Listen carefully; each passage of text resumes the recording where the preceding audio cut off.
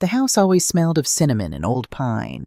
It was a Victorian built in 1890, sitting quietly at the end of a cul-de-sac in a leafy suburb just 30 minutes outside of Boston. My husband Gary and I bought it when the paint was peeling and the porch sagged like an old man's shoulders. We spent 30 years breathing life back into it. Gary fixed the bones. I gave it a soul. When Gary passed away 5 years ago, the silence in the house was deafening. But I never considered leaving. Every creaking floorboard was a memory. Every scratch on the hardwood in the hallway was a map of my son Harrison's childhood, tracing the paths of his toy trucks and clumsy teenage footsteps. I loved this house. It was my sanctuary, my museum, my fortress. I just never imagined it would become the place where I would be hunted. It started subtly, the way rot always does. You don't see it until the wood is already soft. Harrison had always been a good boy, or so I told myself. He had Gary's height, but my softer jawline, and a smile that could talk his way out of any trouble. But somewhere along the line, that boy vanished, replaced by a man drowning in his own bad decisions. He had dabbled in cryptocurrency, lost a small fortune, and then tried to cover it up with a series of failed business ventures. And then there was Jessica. My daughter-in-law was a woman who moved through the world as if everyone in it owed her an apology. She was striking, always impeccably dressed in neutral tones, her hair perfectly blown out, but she had a coldness to her that you could feel before she even entered a room. Jessica didn't converse. She assessed. When she looked at my antique mahogany dining table, she didn't see family dinners. She saw an estate sale. For years, I played the role they assigned me. I was the reliable, invisible safety net. When Harrison couldn't make his car payment, my checkbook was open. When Jessica wanted to go to a wellness retreat in Sedona to decompress from the stress of being a part-time yoga instructor, I paid for it. I did it because of Lily. Lily was 8 years old, a burst of sunshine with missing front teeth and a laugh that echoed through my big, empty house like music. She was the only piece of my son that still felt pure. Every Sunday, they would come over for dinner. I would spend 2 days prepping, roasting the chicken just the way Harrison liked, making sure the mashed potatoes were perfectly smooth because Jessica claimed lumps gave her sensory issues, and baking chocolate chip cookies from scratch for Lily. They never offered to help. Jessica would sit on my velvet sofa, scrolling through her phone, occasionally tossing a passive-aggressive critique into the kitchen. "Eleanor, are you sure you used organic butter? The last time I ate here, I felt so bloated," she would say, not even looking up from her screen. "It's organic, Jessica," I would reply, wiping my hands on my apron, swallowing the sharp retort that danced on my tongue. I kept the peace. That was my mistake. I thought keeping the peace meant I was keeping my family. I didn't realize I was just laying the groundwork for my own erasure. The real shift began on a crisp Tuesday afternoon in late October. Harrison showed up unannounced. He didn't bring Lily. He brought a large cardboard box. "Hey, Mom," he said, kissing my cheek with a little too much enthusiasm. He carried the box into the kitchen and set it on the granite island. "Harrison, what's all this?" I asked, eyeing the sleek, modern packaging inside the box. There were 4 small black domes and a hub. He let out a heavy sigh, running a hand through his hair, playing the part of the weary, deeply concerned son. "Look, Mom, Jessica and I have been talking. You're in this big house all by yourself. The stairs are steep. You're not as young as you used to be." I stiffened. I was 68, not 88. I still gardened. I walked 2 miles a day, and my mind was sharper than his had ever been. "I am perfectly fine, Harrison. I haven't so much as tripped on a rug." I know, he said soothingly, placing a hand over mine. His palm was clammy. "But it's about peace of mind. Our peace of mind. What if you slip in the kitchen? What if someone tries to break in? These are just smart cameras. We're putting one in the living room, one in the kitchen, one pointing at the front door, and one in the upstairs hallway. It connects right to my phone. If anything happens, I'll know instantly." I looked at the little black lenses staring up at me from the box. They looked like unblinking insect eyes. My stomach churned with an instinctual rejection. "Harrison, I don't want to be recorded in my own home. That feels like an invasion of privacy." "Mom, please." He looked at me, his eyes wide and pleading. "Jessica has been having panic attacks worrying about you. You know how her anxiety is. It would mean the world to us. It's just to keep you safe. Don't you want us to stop worrying?" He knew exactly which buttons to press. He weaponized my love for him, twisting it into guilt. If I refused, I was being stubborn and difficult. If I agreed, I was being a good mother. Fine, I breathed out, the word tasting like ash. But I don't want them in my bedroom or the bathrooms. Of course not. We're not crazy, he laughed, the tension leaving his shoulders instantly. He spent the next 2 hours drilling into my beautiful plaster walls, running wires, and setting up the little black eyes. When he left, the house felt different. The air was heavier. I found myself smoothing my hair when I walked into the kitchen, suddenly hyper-aware of my posture, of my movements. I was no longer living. I was performing. Over the next few weeks, Harrison's behavior changed. It was subtle, insidious. He started calling me more often, but the conversations were strange. They weren't about my day or how Lily was doing in school. They were interrogations dressed up as casual check-ins. Mom, I stopped by yesterday to grab that ladder and the front door was unlocked. Are you forgetting to lock it? He asked one morning. Harrison, I was in the backyard pulling weeds. I left it unlocked for 5 minutes so I could get a glass of water, I replied, irritation flaring. Right, just be careful. Your memory hasn't been the greatest lately. I frowned at the phone. My memory is fine.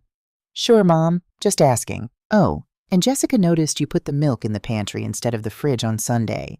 She threw it out just to be safe. You really need to slow down. My blood ran cold. I hadn't put the milk in the pantry. I distinctly remembered Jessica clearing the table while I was washing dishes. She had been the one holding the milk carton. They were gaslighting me. But why? What could they possibly gain by making me feel like I was losing my mind? I brushed it off as Jessica being her usual careless, dramatic self, and Harrison blindly defending her. I told myself not to be paranoid.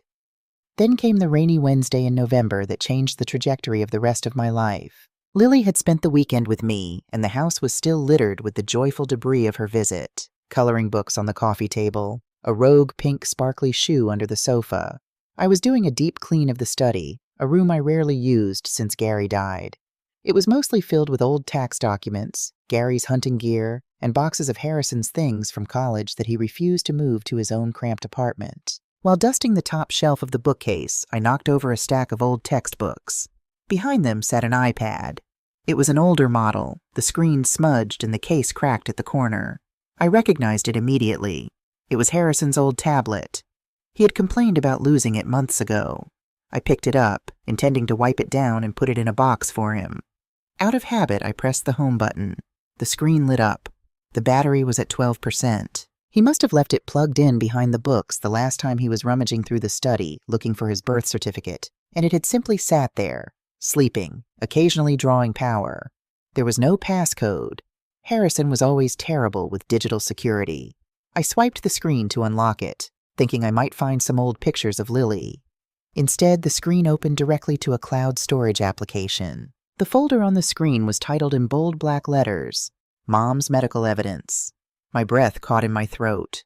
The room suddenly felt very cold, the steady drumming of the rain against the window amplifying the sudden ringing silence in my ears. My finger hovered over the screen, trembling. Medical evidence. I tapped the folder. Inside were dozens of video files, all meticulously dated over the past 6 weeks. Since the day he installed the cameras. I clicked on the first video. It was a clip from the kitchen camera. In the video, I was standing by the stove. I reached for the salt shaker, knocked over a glass of water, and it shattered on the floor. I stood there for a moment, looking down at the mess, my hands holding my head in a gesture of frustration. Then the video cut off. I remembered that day perfectly. A wasp had flown through the open window, buzzing aggressively near my face. I had swatted at it, knocked over the glass, and held my head because the loud crash had startled me. But in the video, there was no sound. Without the buzzing of the wasp, without the context, I looked like a confused, uncoordinated old woman having a sudden cognitive misfire. My heart began to hammer against my ribs like a trapped bird. I clicked the next video. It was from the living room. I was walking in circles, looking under the couch pillows, lifting magazines, my face twisted in anxiety. Again, no audio. Again, stripped of context. I had been looking for Lily's inhaler. She had been coughing upstairs, and I was rushing to find where she had dropped it. In the silent, cropped video, I looked like a dementia patient wandering aimlessly, lost in my own home. I sat down heavily in Gary's old leather armchair, the iPad resting on my knees. I watched video after video. There was a clip of me standing at the front door in my bathrobe, looking out into the dark. I was waiting for the food delivery driver who had called to say he was lost. There was a clip of me dropping a stack of plates in the kitchen and leaning against the counter, crying. It was the anniversary of Gary's death, and the grief had hit me like a physical blow. They had dozens of these. Short, silent, carefully curated clips. They were building a narrative. They were manufacturing a disease.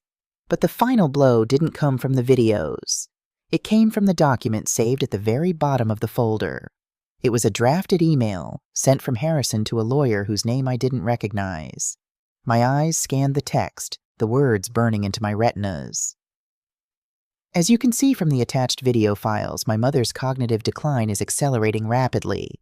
She is becoming a danger to herself. She leaves doors unlocked, breaks glass, and suffers from periods of severe confusion and wandering. My wife and I are deeply concerned for her welfare. We need to expedite the paperwork for a full conservatorship and medical power of attorney. We need to step in and take control of her estate before she does something irreversible. Please let me know the fastest route to get this in front of a judge. Conservatorship. They weren't trying to keep me safe. They were trying to declare me legally incompetent. They wanted to strip me of my rights, my autonomy, my money, and my home. If they succeeded, I wouldn't even be able to buy a cup of coffee without Harrison's permission. I would be a prisoner in the house Gary and I built, while Jessica picked out my curtains and Harrison drained my bank accounts to cover his crypto losses. The iPad slipped from my lap and hit the rug with a soft thud. I didn't cry. The time for crying had ended the moment I read that email. What I felt wasn't sadness. It wasn't even anger, not yet. It was a profound, icy clarity. For 35 years I had loved that boy. I had carried him in my body, nursed him through fevers, clapped at his terrible school plays, and bailed him out of every mistake he had ever made. I had given him everything, and his response was to build a cage and try to lock me inside it. I stood up. My knees didn't shake. I walked over to the window and looked out at the rain washing over the street. The world outside looked exactly the same, but my reality had been entirely rewritten in the span of 20 minutes. They thought I was weak. They thought because I smiled and baked cookies and let Jessica insult my cooking that I was soft. They mistook my kindness for stupidity. They forgot that before I was a grandmother, before I was a widow, I was Eleanor Harding. I had survived a difficult childhood. I had managed a household on a shoestring budget during the recession, and I had held my husband's hand as he took his last breath. I was not fragile, and I was not going to be their victim. I walked back over to the iPad, picked it up, and carefully plugged it back in exactly where I had found it behind the books. I wiped my fingerprints off the screen. I left the room, closing the door softly behind me. I walked down the hall, passing beneath the blinking red light of the camera Harrison had installed. I didn't look at it. I didn't let my expression change. If they wanted a performance, I would give them the performance of a lifetime. I would be the sweet, slightly confused, vulnerable old mother they were banking on. But in the shadows, where their little black lenses couldn't reach, I was going to tear their entire world apart. I was going to let them build their trap, and then, right when they thought the door was locking behind me, I was going to bury them in it. The peacekeeper was dead. The matriarch was going to war. The hardest part wasn't the anger. Anger is clean. Anger is a fire that burns the dry brush away, leaving you with nothing but scorched earth and a clear view of the horizon. No, the hardest part was the acting. The absolute soul-crushing humiliation of having to shrink myself down into the pathetic, failing woman my son and daughter-in-law so desperately wanted me to be. For the next 2 weeks, I became the star of a silent movie they were directing from their smartphones. I learned to play to the little black lenses hidden around my home.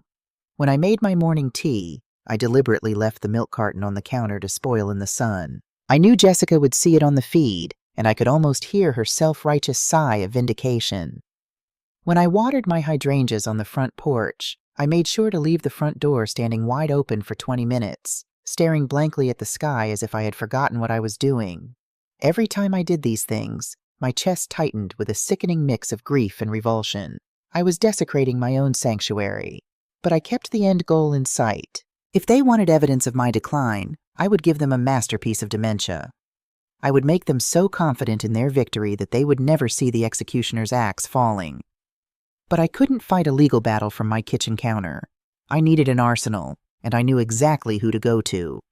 Arthur Sterling was a relic of a bygone era, the kind of lawyer who still wore three-piece wool suits in September and kept a crystal decanter of scotch on his mahogany desk. He had drawn up Gary's and my wills, handled the closing on our house 30 years ago, and sent me a handwritten card every year on the anniversary of Gary's passing. He was sharp, utterly ruthless in a courtroom, and most importantly, fiercely loyal to my family. The real family, the one Gary and I had built, not the twisted version Harrison had created. I didn't dare drive my own car to his office. Harrison had insisted on installing a safety tracking app on my phone a year ago, claiming it was just in case I got a flat tire. I left my phone on the kitchen counter, next to a half-eaten piece of toast, ensuring the cameras saw exactly where it was. Then I slipped out the back door, walked 3 blocks through the crisp autumn air, and flagged down a taxi. Arthur's office smelled of old paper, leather polish, and pipe tobacco. When his secretary ushered me in, he stood up, his bushy white eyebrows knitting together in concern. "Eleanor," he said, his gravelly voice warm, "this is a surprise. You usually call a month ahead. Sit down, please. Let me get you some coffee." "No coffee, Arthur," I said, my voice steady, though my hands were trembling as I unclasped my purse. "I need your help, and I need it to be completely off the books for now." I sat in the heavy leather chair opposite him and laid it all out. I didn't cry. I spoke with the clinical precision of a surgeon diagnosing a terminal illness. I told him about the cameras, the gaslighting, and the iPad. I recited the exact wording of the email Harrison had drafted to that estate lawyer. Conservatorship, medical power of attorney, expedite. As I spoke, Arthur's warm demeanor vanished. His posture stiffened, and his eyes, usually crinkled with grandfatherly amusement, turned to chips of gray flint. By the time I finished, the silence in the room was heavy enough to suffocate in. He leaned back, steepling his fingers. "A conservatorship," he murmured, the word tasting like poison in his mouth. "He is trying to legally strip you of your personhood, Eleanor. If a judge grants it, you won't be able to sign a check, choose your own doctor, or decide where you live. He would have absolute dominion over your estate." "I know," I said quietly. "He thinks I'm an old fool. He thinks I'm just going to roll over and let him take the house Gary built." Arthur let out a harsh, bitter laugh. "Then Harrison has forgotten who raised him. He's forgotten that you managed the books for Gary's contracting business for 20 years and never missed a single decimal point. So what is our counter move? Do we confront him? Change the locks?" "No," I said, leaning forward. "If I confront him now, he'll just adapt. He'll play the victim, say he was only trying to help, and then he'll find another, quieter way to blindside me. I want him to think he's winning. I want to build a wall around my assets so high and so thick that by the time he realizes he's locked out, he won't even be able to see the top of it." A slow, predatory smile spread across Arthur's face. "I see. You want an irrevocable trust." "I want whatever makes me untouchable." We spent the next 3 hours drafting the blueprint of my liberation. An irrevocable trust was a financial fortress. Once my assets, the house, the savings, the investments, were transferred into it, they legally ceased to belong to me. Therefore, Harrison couldn't touch them, even if he miraculously convinced a judge I was completely senile. We named an independent fiduciary firm as the trustee, and I named my granddaughter Lily as the sole ultimate beneficiary, locked tight until she turned 25, with ironclad clauses that strictly forbade her parents from accessing a single dime. "There's one more thing," Arthur said, his pen hovering over the legal pad. "The house. If he thinks he's getting it, he's going to push hard. We can put it in the trust, but there is a more poetic option given the circumstances." He explained the concept of a reverse mortgage, executed in tandem with the trust. I could pull the vast majority of the equity out of the house in a lump sum, funnel that cash directly into Lily's untouchable educational fund, and live in the house for the rest of my life. When I passed, the bank would own the house. Harrison would inherit absolutely nothing but an empty shell and a debt he couldn't afford to pay. "Do it," I said without a second of hesitation. "Draft it all. But Arthur, no one can know. Not a whisper." "My lips are sealed, Eleanor. But you must be careful. If Harrison is desperate enough to pursue a conservatorship, he is likely financially underwater. Desperate men do reckless things. Arthur's warning proved prophetic less than a week later. It was a Sunday evening. Harrison and Jessica came over for our usual dinner, but Lily wasn't with them.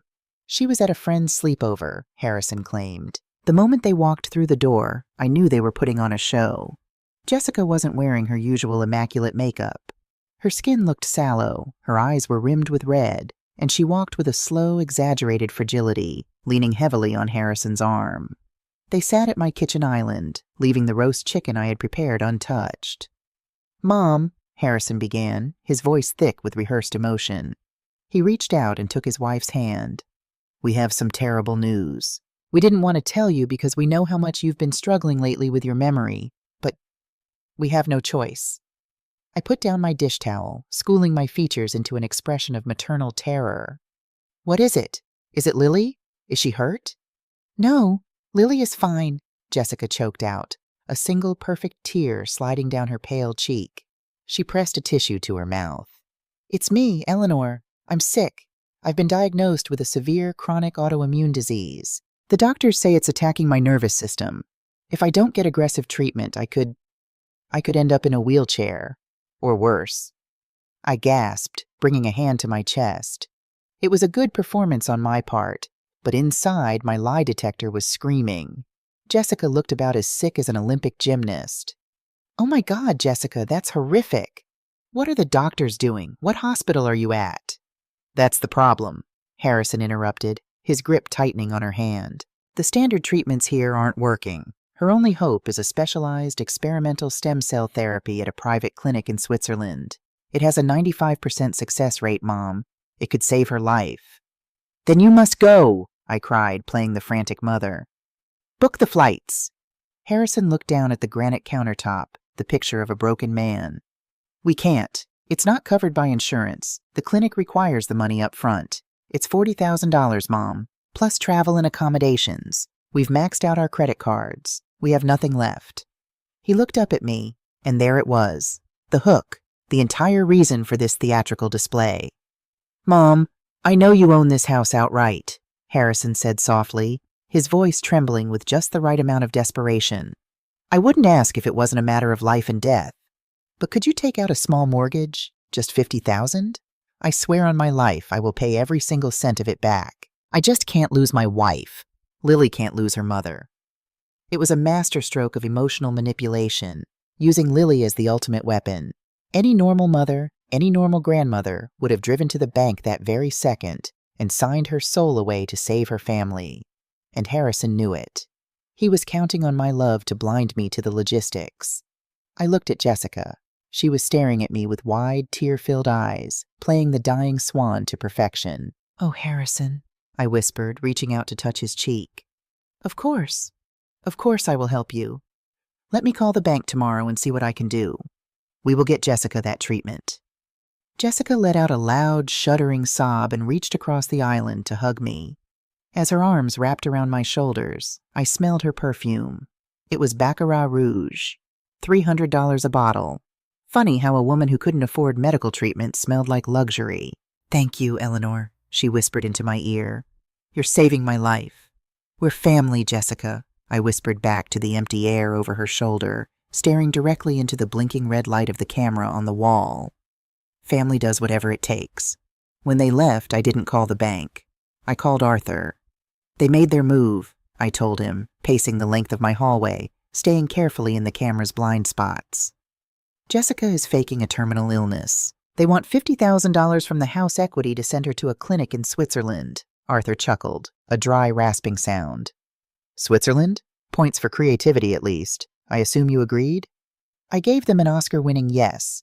"But Arthur, I need proof. If this escalates to a judge, I need to show exactly why I cut them off. I need a private investigator."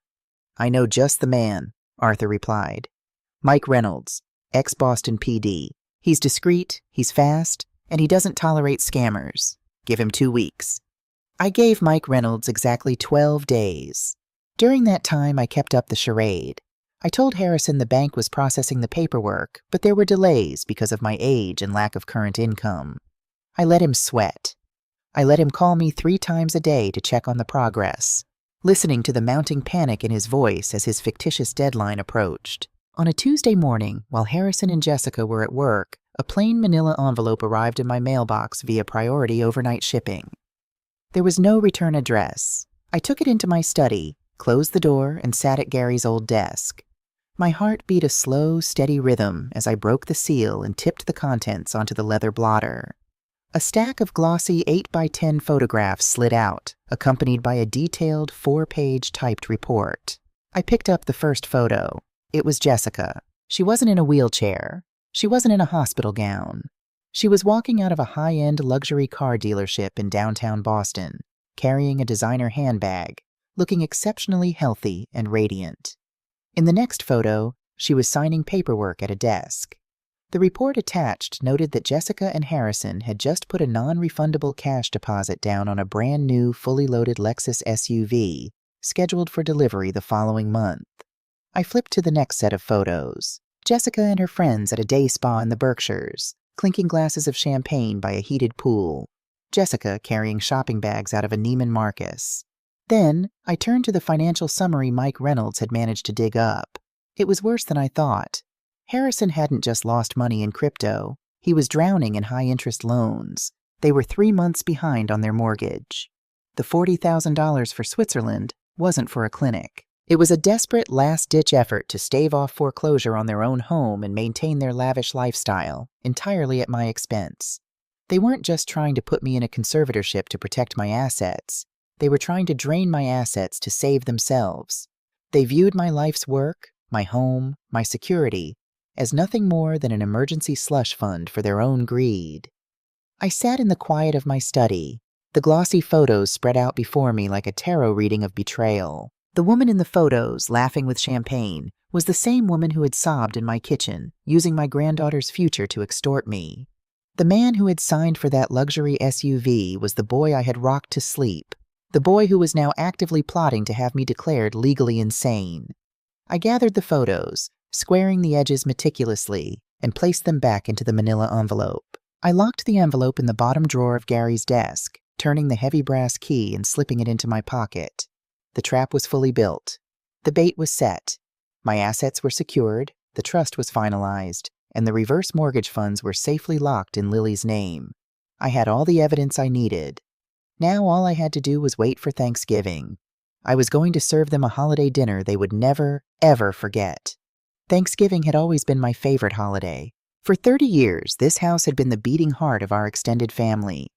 Gary used to carve the turkey at the head of the table, his booming laugh echoing off the wainscoting, while I fluttered between the kitchen and the dining room, making sure everyone's wine glass was full. This year, the air in the house felt entirely different. It smelled of roasted sage, butter, and caramelized yams. But underneath the rich aromas lay a thick electric tension. I spent the morning preparing the meal with the meticulous focus of a general outlining a battlefield. Every piece of silverware was polished. Every linen napkin was perfectly folded. I wanted the stage to be flawless for their final performance. At 2 o'clock sharp, the doorbell rang. I took a deep breath, smoothing my apron over my burgundy dress. I walked to the foyer and swung the heavy oak door open. Harrison stood on the porch, holding a store-bought pecan pie. Jessica was beside him, leaning heavily against his shoulder, her face powdered pale to keep up the charade of her tragic illness. Lily, my sweet granddaughter, bounded past them immediately, throwing her arms around my waist. "Grandma, I missed you," she squealed, her face buried in my apron. "I missed you too, my little pumpkin," I smiled, stroking her hair. But as I looked up, I noticed a fourth person standing awkwardly on the porch step. He was a man in his late 40s wearing a corduroy blazer and wire-rimmed glasses. He had a soft, doughy face and a neatly trimmed beard. "Mom," Harrison said, his tone overly gentle, the kind of voice you use to speak to a frightened animal. "This is Greg, Dr. Gregory Evans. He's a friend of ours from the city. He didn't have any family to spend the holiday with, so we hoped you wouldn't mind if we brought him along." I looked at Dr. Evans. He offered a polite, practiced smile. I knew instantly who he was. He wasn't a stray friend. He was a prop. He was the professional they had brought in to validate their intervention. "Of course not," I said, my voice dripping with honeyed warmth. Any friend of Harrison's is welcome at my table. Come in out of the cold." We moved into the living room. Jessica immediately sank into the nearest armchair, letting out a dramatic sigh as if walking the 10 feet from the car had nearly killed her. "Can I get you some water, Jessica?" I asked, playing the doting mother-in-law. "Or maybe something stronger for your pain?" "Just water, Eleanor, thank you," she whispered bravely, pressing a hand to her temple. "The doctors say my nervous system is just so fragile right now. The trip to Switzerland cannot come soon enough." I nodded sympathetically, though internally, I was picturing the glossy photograph of her carrying designer bags out of Neiman Marcus. I sent Lily upstairs to the spare bedroom where I had set up a new movie she had been begging to watch, complete with a tray of her favorite snacks. I wanted her entirely insulated from the bloodbath that was about to occur downstairs. Once I heard the television click on through the ceiling, I returned to the dining room. Dinner was a masterclass in passive aggression. Every time I reached for a dish, Harrison watched my hands. Every time I paused to remember a neighbor's name from a story I was telling, Dr. Evans would tilt his head, his eyes tracking my hesitation like a predator watching a limp. "So, Eleanor," Dr. Evans said smoothly, cutting into his turkey, "Harrison tells me you've been living in this big house all alone for quite some time now. That must be overwhelming to manage. The maintenance, the stairs, the daily routines." "I manage just fine, Gregory," I replied, taking a delicate sip of my Chardonnay. "It's just that, well, memory can be a tricky thing as we get older," he continued, leaning forward using his doctor voice. "Sometimes we don't even realize we're forgetting things, leaving doors unlocked, misplacing items. It can become a safety hazard before we even know it." Harrison placed his fork down heavily. "Actually, Mom, that's kind of why we're all here today." Here it comes, I thought. The trap is springing. Jessica reached across the table to grab Harrison's hand. She looked at me with eyes so full of fake pity it made my stomach churn. "Eleanor, we love you so much. We just can't sit back and watch you decline anymore. It's tearing us apart." Harrison reached down into his leather messenger bag beside his chair. He pulled out a thick manila folder and placed it squarely on the antique lace tablecloth, right next to the gravy boat. "Mom," Harrison said, his voice cracking with a manufactured sorrow that would have won him an Emmy. "We've been worried sick. We've seen the signs. We've had to take precautions. The cameras I installed, they caught things you don't even remember doing. You're a danger to yourself." "Harrison, what are you talking about?" I asked, letting my voice waver just slightly, widening my eyes in perfect, helpless confusion.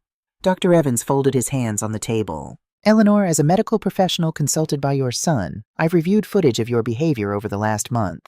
You are displaying classic rapid-onset signs of severe cognitive impairment, dementia, or perhaps Alzheimer's. You are no longer capable of safely managing your own affairs." Harrison pushed the manila folder across the table toward me. "These are legal documents, Mom. A medical power of attorney and a petition for a conservatorship. We've already spoken to a judge. We want you to sign them voluntarily. It'll make it so much easier. I'll take over the finances, the house, your medical care. You won't have to worry about a single thing ever again. We'll even help you transition into a nice, safe, assisted living facility." "And what about Jessica's treatment?" I asked quietly, staring at the folder. "The $50,000 for Switzerland?" Harrison didn't miss a beat. "Once I have legal control of the estate, I can authorize the loan against the house myself. You'll be saving Jessica's life, Mom, and I'll be saving yours." The sheer audacity of it was breathtaking. They had sat at my table, eaten the food I cooked, and now they were asking me to hand over the keys to my kingdom so they could sell it for parts. They expected me to cry. They expected me to be terrified. They expected the frail, confused old woman they had convinced themselves I was. I looked at the documents, then I looked at Harrison, then at Jessica. Finally, my gaze settled on the fake doctor. Slowly, I reached out and pushed the folder back across the table. It slid over the polished wood and bumped against Harrison's water glass. I didn't yell. I didn't cry. When I spoke, my voice was as calm and cold as a frozen lake. "I'm not signing a damn thing." Harrison blinked, momentarily thrown by the shift in my tone. "Mom, you don't understand. If you don't sign this voluntarily, Dr. Evans is prepared to testify in court. We will do this the hard way if we have to." "Dr. Evans," I said, turning my gaze to the bearded man, "are you a board-certified neurologist?" He cleared his throat, suddenly looking uncomfortable.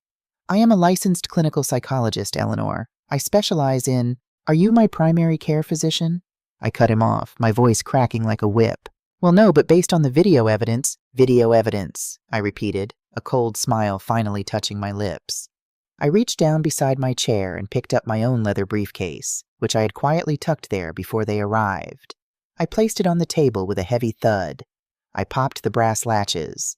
The sound echoed loudly in the silent dining room. Since we are sharing medical assessments today, I said smoothly, pulling out a thick bound document, I thought I should share mine. This is a comprehensive neurological and cognitive evaluation conducted last week by Dr. Eris Thorne, the head of neurology at Massachusetts General Hospital. I tossed the bound report across the table. It landed squarely on top of Harrison's conservatorship papers. You'll find the results quite fascinating, Dr. Evans, I continued, not taking my eyes off Harrison. MRI scans, cognitive load testing, psychiatric evaluations. Dr. Thorne concluded that my brain is in the top 5% for my age bracket. I have 0 signs of dementia, 0 cognitive decline, and perfect executive function. His exact words were that I am sharper than most medical residents. Harrison stared at the report, his mouth slightly open. The color began to drain from his face. You went to Mass General? I did, I said. Because when I found your old iPad hidden in the study, logged into the cloud folder where you were actively doctoring security footage of me to build a fraudulent medical profile, I figured I should get a second opinion. Jessica let out a sharp, choked gasp. Her hand flew to her mouth.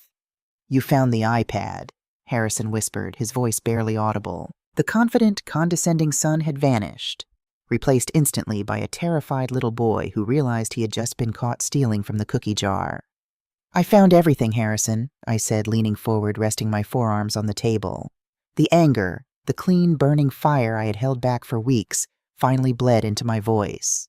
I saw the emails to your lawyer. I saw you plotting to steal the house your father broke his back to pay for. Mom, wait, it's not what you think, Harrison stammered, his eyes darting around the room wildly, looking for an exit strategy that didn't exist. Things got out of hand. We are in terrible debt. The crypto crashed and Jessica's medical bills. Ah, yes, Jessica's tragic, fatal illness, I interrupted. I reached into my briefcase a second time and pulled out the manila envelope Mike Reynolds had sent me. I didn't toss it. I deliberately opened it, pulled out the glossy 8x10 photographs, and dealt them across the table like a blackjack dealer handing out losing cards. A photo of Jessica walking out of the Lexus dealership. A photo of Jessica sipping champagne by the resort pool. A photo of Harrison signing the paperwork for the luxury SUV. A miraculous recovery, I said, my voice dripping with venom. To go from needing a wheelchair to test driving a $60,000 car in just 3 days. Medical science truly is astounding. Jessica stared down at the photo of herself at the spa. Her powdered, pale face suddenly flushed a deep, ugly crimson. She looked up at me, the mask completely slipping, revealing the vicious, cornered animal underneath. You hired a private investigator? She hissed, her voice shaking with rage. You spied on us? You put hidden cameras in my living room, Jessica, I shot back, my voice rising just enough to command the room. You sat at my kitchen island, cried fake tears, and tried to extort $50,000 from me by pretending you were dying. You tried to use my love for my granddaughter to rob me blind. Dr. Evans pushed his chair back from the table, the wooden legs scraping loudly against the floorboards. He looked terrified. He had thought he was walking into a routine, sad case of an old woman losing her mind. He hadn't realized he had been dragged into a conspiracy to commit elder fraud. Harrison, you didn't tell me she had been evaluated by Mass General, the fake doctor stammered, grabbing his coat off the back of his chair. You told me she was entirely compromised. I cannot be a part of this. Good evening. He didn't walk out. He fled, the front door slamming shut behind him, leaving a ringing silence in his wake. Harrison sat frozen, staring at the medical reports and the photographs of his own greed laid bare on the lace tablecloth. He looked up at me, tears welling in his eyes. Real tears this time. Tears of panic. Mom, he choked out. Please, you have to understand. We were desperate. The bank is going to foreclose on our house next month. We have nothing. I didn't want to hurt you. I needed the equity in this house. You don't even need all this space. This is not a bank, Harrison, I said, my voice dropping back to that terrifying quiet. This is my home, and I am not your rainy day fund. I am your mother, and you tried to bury me alive." Jessica stood up, her chair violently tipping backward and crashing to the floor. "Come on, Harrison, we don't have to sit here and listen to this. If she wants to be a selfish, paranoid old crone, let her keep her stupid, dusty house. Let's go." "No," I said softly. They both stopped, looking at me. "You don't get to storm out of here indignantly," I said, standing up from the head of the table. I smoothed my napkin and placed it neatly next to my untouched wine glass. "You don't get to pretend you have the moral high ground. You are leaving because I am throwing you out." Harrison looked destroyed. "Mom, it's Thanksgiving." "I know what day it is," I replied, "and I am deeply thankful that I found out exactly who you both are before it was too late. I want you out of my house. Now, do not pack up the leftovers. Do not take your coats from the closet until you are walking out the door. Just get out." Jessica grabbed her expensive purse, her face twisted in a sneer. "Fine, but we're taking Lily. Have a nice, lonely rest of your life, Eleanor." "Lily stays," I commanded. Jessica laughed harshly. "Excuse me? I am her mother. You can't keep her." "Lily is upstairs watching a movie," I said, stepping around the table, putting myself directly between them and the staircase. "She thinks we are having a lovely adult dinner down here. If you march up there right now, drag her out of bed, and ruin her holiday because you threw a tantrum after getting caught committing fraud, I promise you, Jessica, I will hand these photographs and the iPad footage directly to the district attorney tomorrow morning." Jessica froze. "Elder abuse, attempted extortion, and wire fraud," I listed calmly. "I wonder how that will affect your yoga studio membership. You can pick Lily up tomorrow at noon. Tonight she is staying here, safe and happy." Harrison swallowed hard. He looked at his wife, then at me. He knew I had him completely beaten. He had brought a knife to a gunfight, and I had just dropped a nuclear bomb. "Let's go, Jess," he mumbled, broken. They walked to the hallway in silence. They put on their coats. They didn't look back. When the heavy oak door clicked shut behind them, the house was plunged into a sudden, echoing stillness. I stood in the foyer for a long time, listening to the sound of their car engine starting up and fading away down the street. I looked back at the dining room. The turkey was getting cold. The beautiful pie Harrison had brought sat untouched on the sideboard. The paperwork of my attempted demise littered the table. My hands finally began to shake. The adrenaline was leaving my system, leaving behind a hollow, aching grief. I had won the battle, but I had lost my son. But as I looked up the stairs, hearing the faint, muffled sound of a cartoon playing in the guest bedroom, I straightened my spine. I was bruised, I was heartbroken, but I was not broken. And they had no idea that the real punishment, Arthur Sterling's irrevocable trust and the reverse mortgage, was still waiting for them in the dark. The legal bloodbath hadn't even started yet.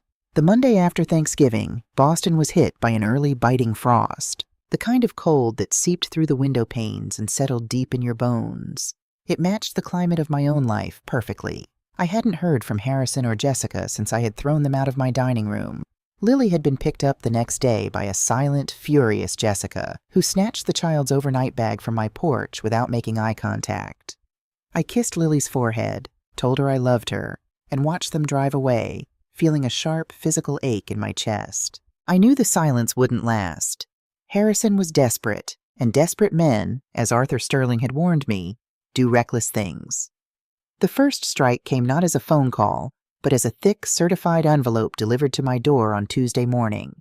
I signed for it, my hand steady, and carried it to the kitchen island. It was a formal legal summons. Harrison had hired a new lawyer, a bulldog from a downtown firm known for aggressive litigation. The documents claimed that my behavior on Thanksgiving, kicking out family, paranoid delusions regarding hidden cameras, and irrational financial accusations, was clear evidence of a sudden, severe psychotic break. They were petitioning the court for an emergency, temporary guardianship to freeze my assets and force a psychiatric hold. They also demanded the immediate sale of my house to cover outstanding family debts. I read the paperwork twice. I didn't panic. I didn't cry. I simply picked up the phone and dialed Arthur Sterling's direct line. "They filed," I said quietly when he answered. I could hear the dry rustle of paper on Arthur's end. "I know, Eleanor. The petition crossed my desk 20 minutes ago. It seems Harrison decided to double down on his stupidity. "What's our move, Arthur?" "We don't move," Arthur replied, his voice laced with grim satisfaction. "We let them walk right into the brick wall. I've scheduled a mediation meeting for Thursday morning at my office. I informed his attorney that we are willing to discuss terms to avoid a protracted court battle." "You want me to negotiate with them?" I asked, my grip tightening on the phone. "Oh no, Eleanor," Arthur chuckled softly. "We aren't negotiating anything. We are going to hand them the shovel they've been begging for and watch them dig their own graves." Thursday morning arrived gray and overcast. I dressed meticulously in a tailored charcoal suit, pinning a small silver brooch Gary had given me for our 20th anniversary to my lapel. I wanted to look exactly like the woman they were trying to erase, sharp, capable, and unyielding. When I walked into Arthur's expansive corner office, Harrison, Jessica, and their sleek, sharp-suited lawyer were already seated on one side of the long mahogany conference table. Harrison looked exhausted, his eyes underscored by dark, heavy bags. Jessica, however, looked victorious. She sat with perfect posture, a smug, tight smile playing on her lips, clearly believing that this meeting was my surrender. Arthur sat at the head of the table, his hands folded neatly over a pristine manila folder. I took the empty seat to his right, across from my son. I did not greet them. "Thank you all for coming," Arthur began, his voice devoid of warmth. "We are here to address the emergency petition filed by Mr. Harding regarding the estate of Eleanor Harding." Harrison's lawyer, a man named Vance, leaned forward aggressively. "Mr. Sterling, let's not waste time. My clients are deeply concerned for Eleanor's well-being. The incident on Thanksgiving clearly demonstrated—" "Save the performance, Mr. Vance," Arthur cut in sharply, raising a single manicured hand. "We are not in a courtroom, and there is no jury to sway with fabricated medical concerns." Vance bristled. "Excuse me? Are you implying my clients are lying about her cognitive state?" "I am stating it as a matter of legal record," Arthur said, sliding a thick stack of paper across the polished wood.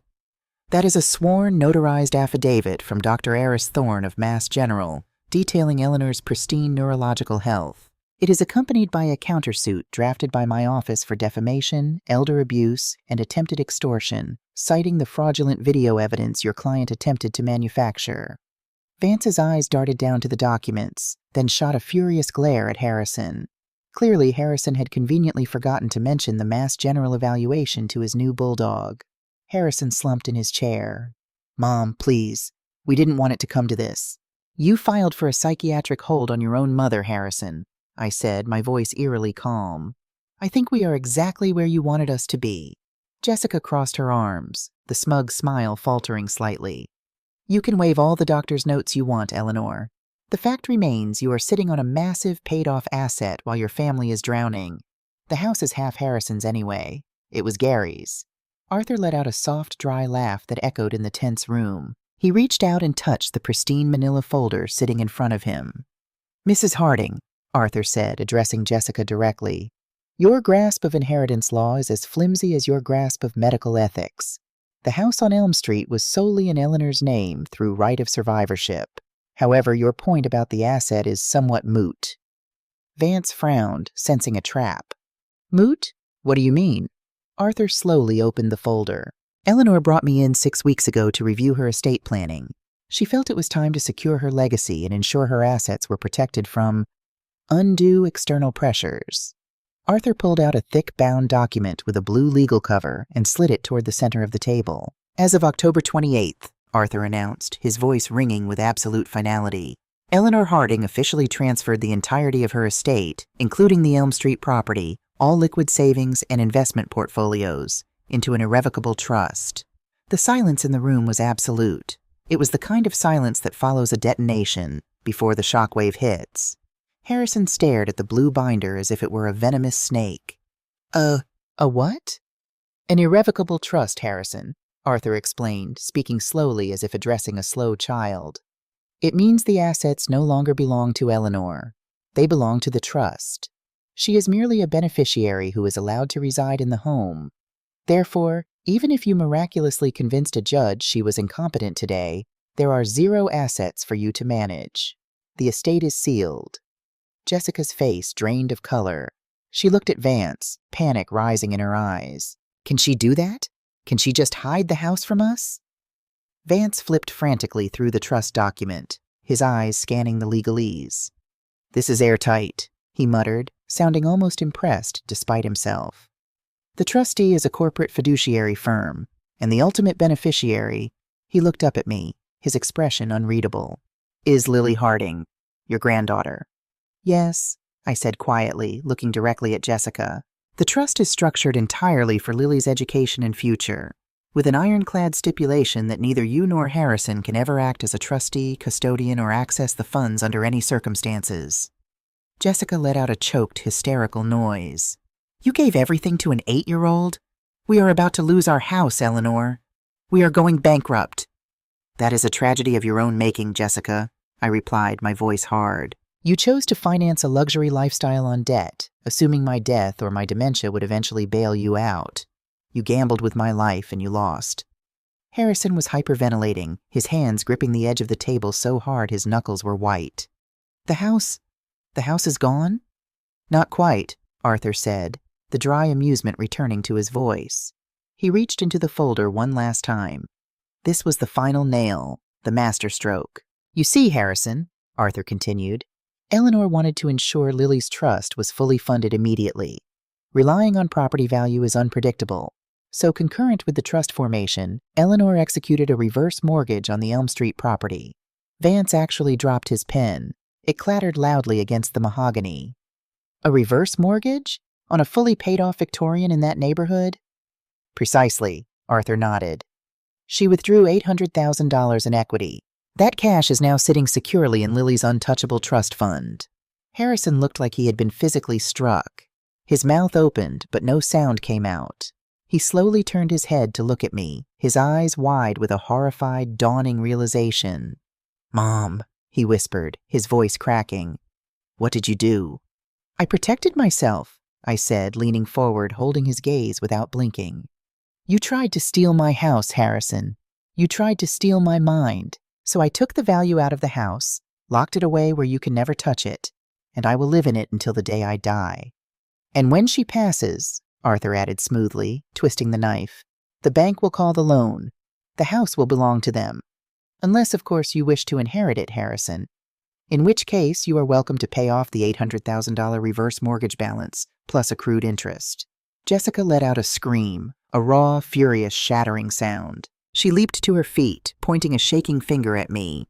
You vindictive, evil old witch, she shrieked, all pretense of elegance gone. You ruined us. You intentionally bankrupted your own son to prove a point. I didn't bankrupt you, Jessica, I said, my voice rising over her hysteria. Your greed bankrupted you. The Lexus dealership bankrupted you. The crypto market bankrupted you. All I did was remove myself as your collateral. This is insane, Harrison yelled, standing up next to his wife, slamming his fists on the table. You can't do this. We are your family. I am your son. A son does not put cameras in his mother's home to build a false medical record, I shot back, the anger finally breaking through the ice. A son does not try to lock his mother in a psychiatric ward so he can pay off his credit cards. You ceased being my son the moment you saw me as an obstacle instead of a person. Vance, the aggressive lawyer, was already packing his briefcase. He knew a dead end when he saw one. He had been promised an easy conservatorship over a confused old woman. Instead, he had walked into a meticulously planned legal ambush orchestrated by a woman who had outsmarted them all. Mr. Harding, Vance said tightly, not looking at Harrison. We are done here. I strongly advise you to withdraw the emergency petition immediately, or Mrs. Harding's countersuit will financially obliterate whatever you have left. He turned to Arthur, nodded curtly, and walked out of the room. Harrison and Jessica were left standing there, stripped of their weapons, their leverage, and their future. They looked at the blue binder on the table, the physical manifestation of the inheritance they had lost through their own arrogance. Jessica grabbed her coat and stormed out without another word, her heels clicking furiously against the hardwood floor. Harrison lingered for a moment. He looked at me, a desperate, hollow pleading in his eyes. He looked like the little boy who used to break a window with a baseball and beg me not to tell Gary. But I wasn't going to fix it this time. There was no Gary to hide behind. There was only the consequence of his actions. Mom, please, he whispered one last time. Goodbye, Harrison, I said softly, turning my gaze away from him and looking out the window at the gray Boston skyline. I heard his footsteps slowly retreat, the heavy door clicking shut behind him.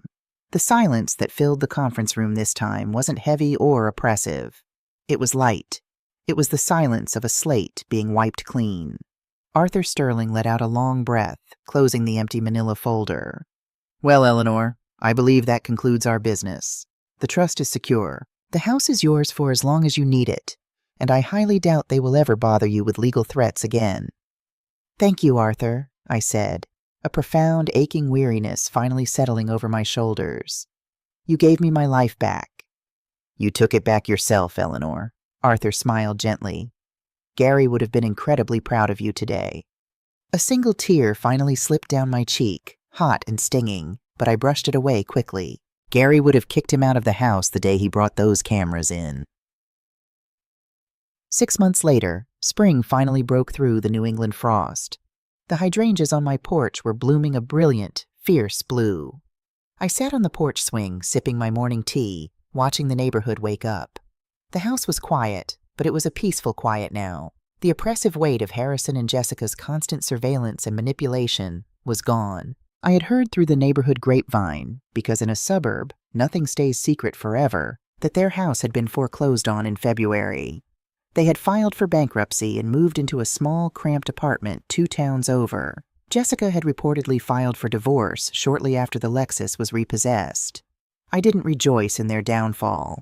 I felt a deep, lingering sadness for the son I had lost, but I also felt an overwhelming sense of relief. I had survived them. Every Sunday afternoon, a silver sedan pulled into my driveway. It was Jessica's sister, bringing Lily to visit me for the day, per the new ironclad visitation agreement Arthur had drafted for me, funded, of course, by a small legal stipend from the trust to ensure Lily's care. Lily bounded up the porch steps, missing front teeth now replaced by 2 large adult ones, her laughter ringing like a bell. "Grandma!" she yelled, throwing herself into my arms. "Hello, my beautiful girl," I smiled, hugging her tight, breathing in the scent of strawberries and fresh air.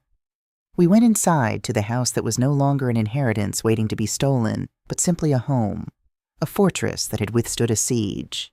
I helped Lily bake chocolate chip cookies, listening to her chatter about school and her friends. I was 68 years old. I lived alone in a big, creaky Victorian house. I was technically deeply in debt to a bank, and my own son wasn't speaking to me.